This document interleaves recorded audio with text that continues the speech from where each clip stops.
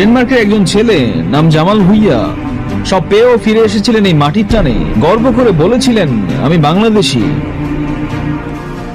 ফিনল্যান্ডে জন্ম তারিক কাজীর, তবু দেশের ডাক শুনে ফিরে এলো মাঠে।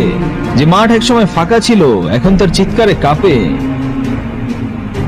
অন্যদিকে ইংল্যান্ডের প্রিমিয়ার লিগে সেই হামজা চৌধুরী, যে চোখে চোখ রেখে বলছে আমার শিকড় বাংলাদেশ, যে ফিরে এসেছে লড়াই করার জন্য, যে ফিরে এসেছে ইতিহাস লেখার জন্য।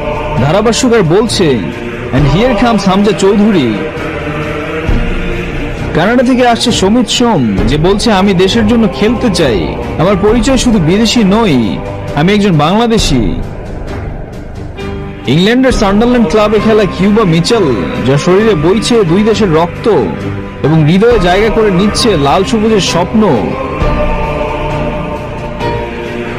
ইতালির মাঠে এক তরুণ স্বপ্ন বুনে চলছে, লাল সবুজ জার্সিটা গায়ে জড়ানো ফাহমিদুল ইসলাম। এখন আর বাংলাদেশ একা না।